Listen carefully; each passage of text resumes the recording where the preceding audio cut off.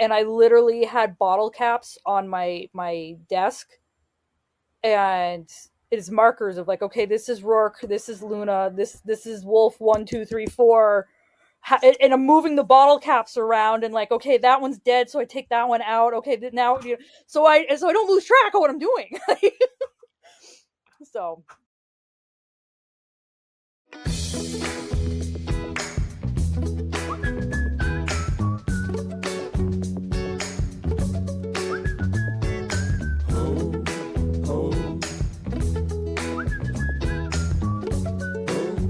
Welcome to Storycomic Presents, where we interview amazing storytellers and artists. This is episode 459. I'm your host, Barney Smith of Storycomic.com. We're excited to have with us the internationally acclaimed and celebrated Vermont author, Keller Marie. yeah, I wish. That would be amazing. So as we mentioned before, like our patrons get the unedited thing, and I'm just looking at the we talk for 20 minutes. Yeah, I can. 20 minutes, uninterrupted 20 minutes that only my patrons are going to be able to see some really good, great, juicy, cool Vermont stuff that we talked about. Yeah, actually, yeah. A little bit of reminiscing, a little bit of, oh my God. Yeah. Downhill skiing and all this kind of fun stuff, and Vermont author groups and everything. So, yep. And so Keller, so you are smack dab in the middle of the Northeast Kingdom. I am. Yep. Yes. I am right in the heart of the Northeast Kingdom. Yep. And you write basically a kind of like a fantasy series. Yeah, I've heard it called I personally say it's a fantasy romance adventure. I know it's like fantasy / romance / adventure. But I've heard it called anything from horror to portal fantasy to just romance, just adventure, just so. Right. And it's called it's the Mistwalker Chronicles. And Yes. You have 3 books out so far. I do. There's Cast Into Twilight, which is the first one. Then there's Last City of Light, which is the second one, and The Battle of Boshkar, which is the third one. And then in files on my computer, I have 2 novella type length, so they're about 40,000 words a piece. One that focuses on Rourke's backstory, and one that's like an interlude gap, book that takes place between the end of the 3rd book and the beginning of the 4th book, which I just started. So I'm about 4 chapters in on that one. And so give people a little bit of background on the Mistwalker Chronicles. Like the story itself, or how it came to be? Well, let's start with just like what the synopsis is. So the synopsis of it, and this is where we get the portal fantasy from, is Sammy, who is one of 2 main characters. Well, I mean, there's a whole slew of them, but if you want to boil it down to it, it's Sammy and Rourke. Sammy is from our world, and through a series of unfortunate events, ends up getting pulled through his mirror into this other world where he encounters Rourke, and then the 2 of them, along with their new little sidekick, baby Luna, travel through the darkness to Rourke's culture's last, like his people's last stronghold, which is the Last City of Light. So that's the basis of the first book, and then from there we delve deeper into Rourke and Sammy's relationship, their relationship with other characters that they meet in the city. I do a brief kind of poke at some political things, but I don't do it too much because I don't like politics. But the main focus of the books is Rourke and Sammy's adventures in all sense of the word, between each other, between other people, between the environment. Like it's them versus the world, basically. And so how did you conceive the Last City and its lore then? I don't remember how I came up with the Last City itself. The lore of the world came to me actually one night when I was waiting for my sons to finish football practice. And it was that time of night where it's like the end of August where it's dusky twilight and all the fireflies come out and you can still see but not really. All the street lights have popped on, so it's that that twilighty dusky. That's where the initial idea came from. So with I would assume, because like I said, I don't really remember, with the concept of a dark world, there would need to be a place of light in it. And that is probably how I came up with the city. I honestly do not remember. I have the end of the story plotted out. Like I have all of it done. So to remember that particular detail in the grand scheme of things, not so much.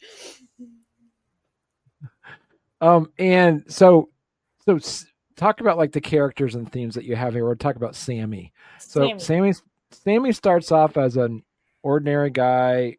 What was the key to transforming him into the fantasy hero? I wanted to write a love story, but I wanted to write a representation based love story. And Sammy wasn't actually the first, even though he's the first character we meet, he's not the first character I created. Rourke is actually the first character I created. And as much as I say, if you boil it down, it's Rourke and Sammy. But if you boil it down to its absolute basic, even though we start with Sammy, this is Rourke's story. And Rourke is homosexual, but he's asexual at the same time. And he is more on the sex repulsed side. So that's the character that I came up with first. And because it in a lot of ways he's kind of based off myself. Like I'm asexual. I'm not necessarily sex repulsed, but I could take it or leave it. Like I'm sex positive in the sense of, you want to go have sex, that's fine. You do you. Don't touch me. Don't come near me. I'm good. So with that basis, I was like, well, he's gonna need a partner.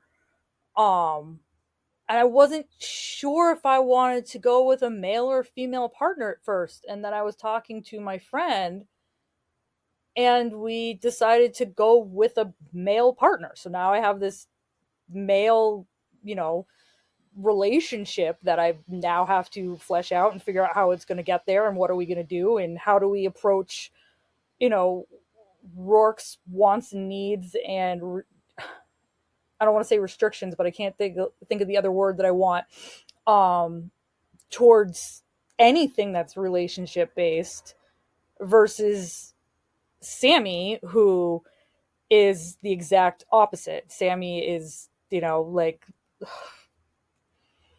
I don't want to say what I call him behind the scenes because it's not nice.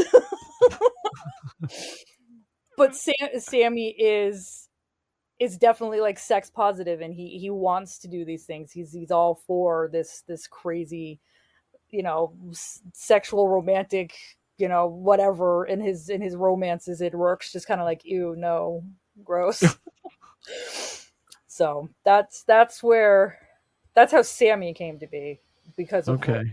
Sammy became Rourke's counterpart because of me wanting to tell a story about an asexual, sexual, or sex repulsed character.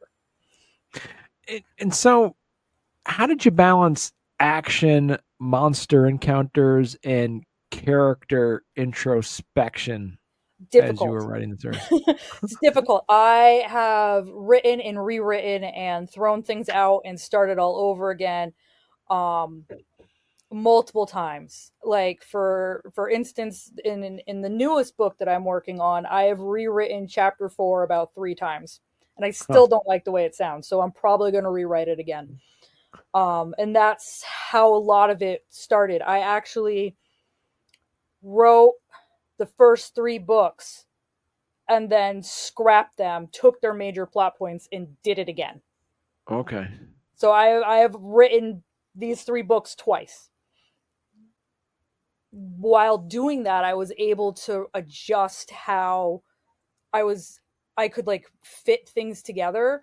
And a lot of pieces of paper. There's one fight in the end of the second book, and I literally had bottle caps on my desk, and it's markers of like, okay, this is Rourke, this is Luna, this is Wolf 1, 2, 3, 4, and I'm moving the bottle caps around, and like, okay, that one's dead, so I take that one out. Okay, now so I don't lose track of what I'm doing. So there's a lot of planning. And so, what themes would you say kind of carry across all your books in the Mistwalker Chronicles? I tend to write with a medieval, so like medieval sense, in like there's sword fighting, so there's definitely a close combat. There's some blood, there's some gore, there's definitely that adventure thing. There's the romance piece. Like those are our main themes throughout it. Um, with little side quests, like it's Rourke's people, Rourke's culture against the environment. So there's that, consistent storyline over everything as well. It's it's a lot more simple and basic than I think people try to make it into. Like there's no hidden meetings, there's no, save the environment, although you should save the environment, but I mean, like, there's no underlying messages like that. Um it's just me wanting to tell a love story and an adventure story from the perspective of an asexual character. Mm. And so, talk a little bit about the world building aspect of it. Did you lean more into the world building part of it, or like the character development part of it?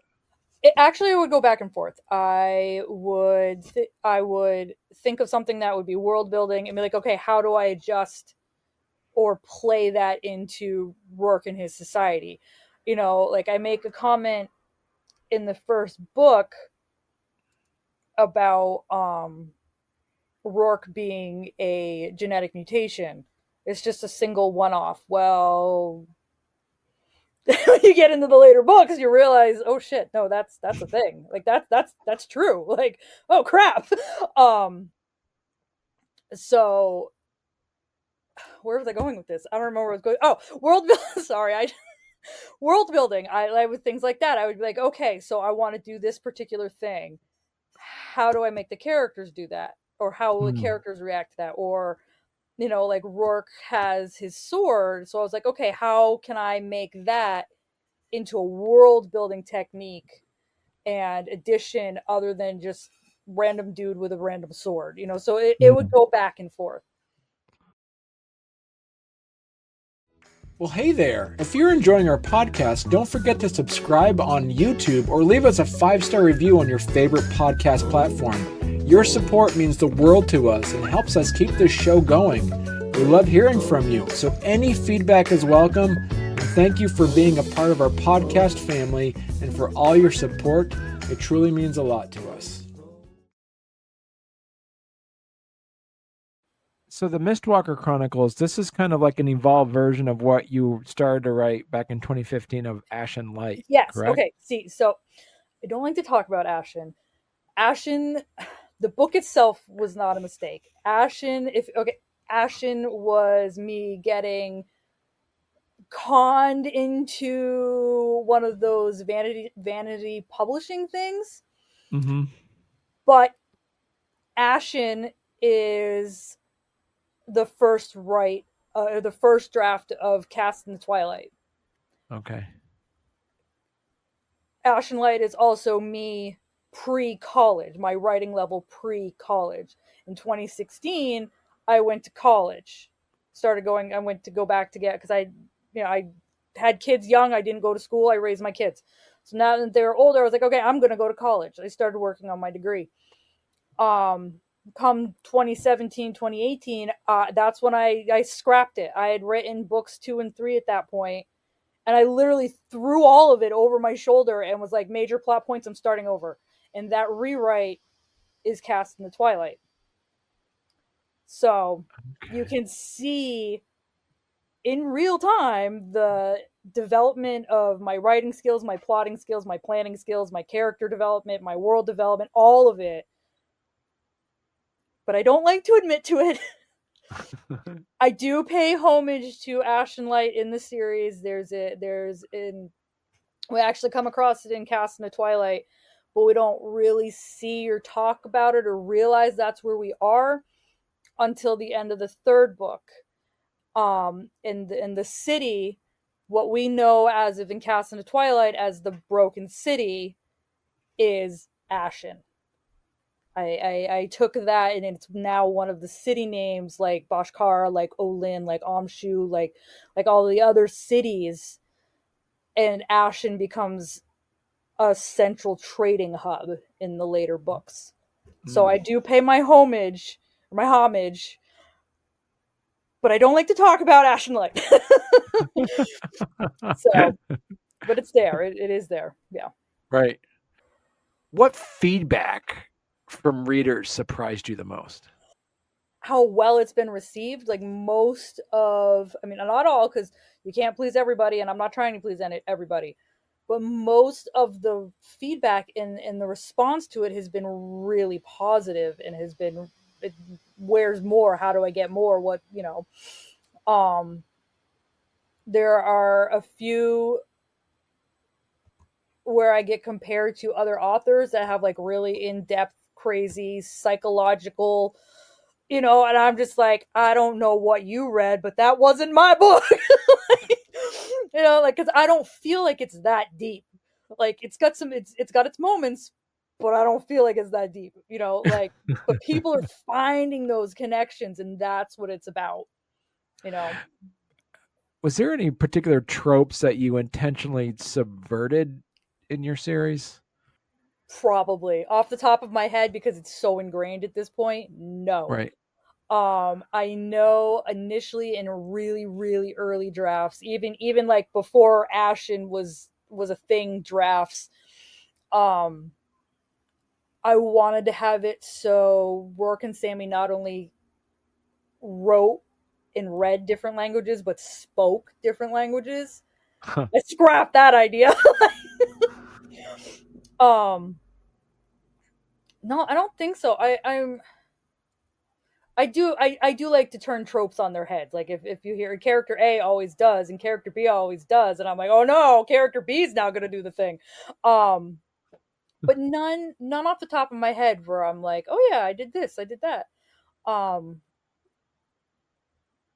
Probably other than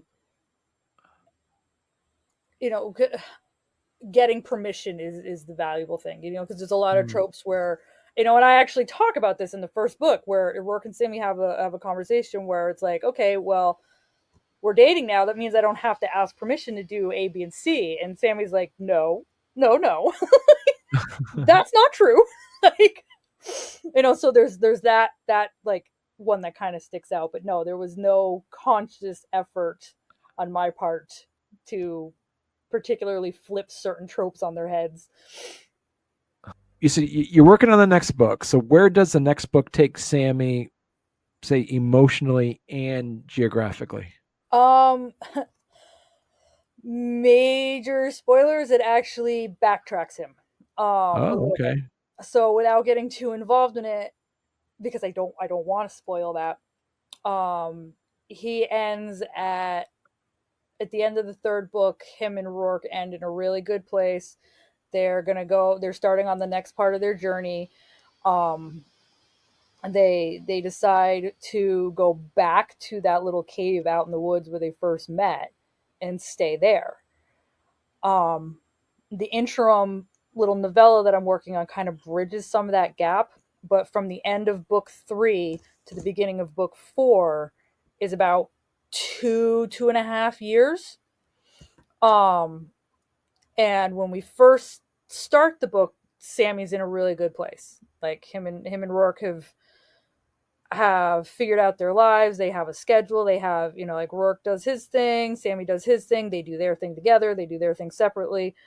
You know, Stolar's all grown up now. Luna's all grown up and causing problems because that's how Luna is.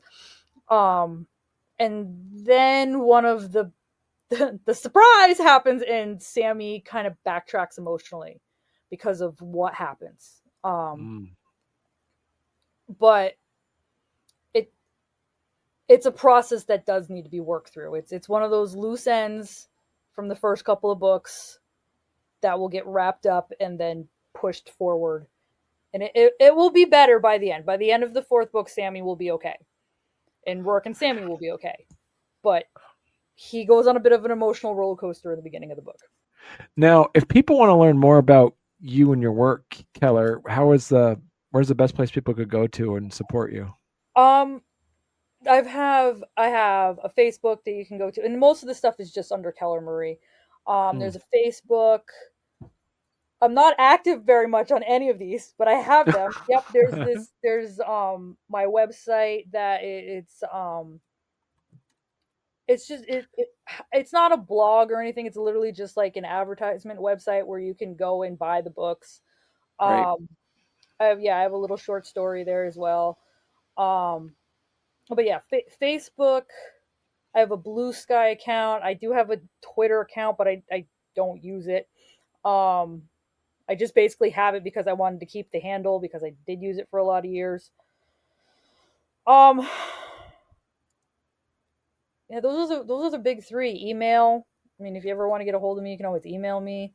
My email's on different locations. Like if you go to my Facebook, you can find my email. If you go to my Blue Sky, you can find my email. I have a linked tree somewhere on one of those websites. I'm not very organized. Perfect. So when's the next book coming out then? Good question. Next book in what capacity? Next book as in the next full length book or one of the Yeah, so yeah, like what's happening after book 3? Well, that's there's Rourke and Sammy are back in the woods. Right. And we end up going back to Bashkara.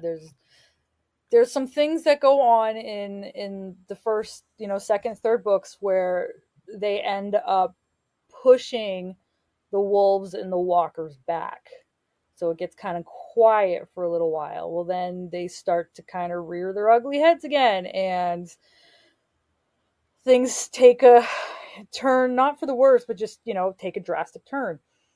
But in that downtime where, Rourke and Sammy are working on building their home out in the woods, and Molly and Lau and a couple other people are, building the trading posts in the city, in Ashen.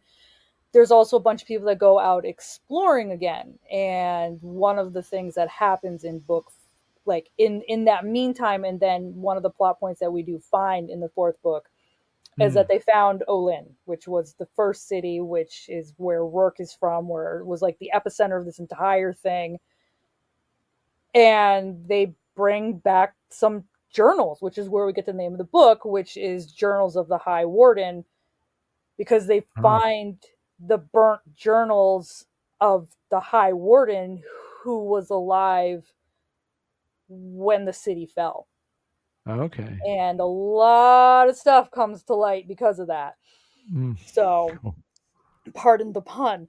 And we're basically starting book 4 will start the beginning of the end. Okay. And I'm not sure if it's going to be 5 or 6 books. I'm hoping for 6 because I'd like to do like 3 and then have and then 3 more. But it might be 5. I'm not sure. Cool. Excellent. Well, listen, when book 4 comes out, you'll have to come back on, Keller, and we'll talk about it. Oh yeah, for sure. It's going to be a while. Yeah. Like I said, I'm only on like chapter 4, and I've got plot points. Yeah. Or if I get one of the little novellas out, both of those are done. One of them just needs a really good edit because when I wrote it, I wasn't sure 100% how old Rourke was going to be, if that makes sense. So parts of the book he's like 13, parts of the book he's like 8. So I have to go through and decide what age I want him to be when this takes place. But then that one will be, once that one gets a good solid edit, I'll let it sit, and then I'll probably edit it again, and then that one will go into getting publishing mode. And then same for book, what would be considered 3.5, the interim. So I have those 2 little novellas in the works, along with the next big full length. Cool. So, yeah. Excellent. All right. Well, yeah. Thank you so much, Keller. This was fun. Thank you. Yeah, no, I've had a blast.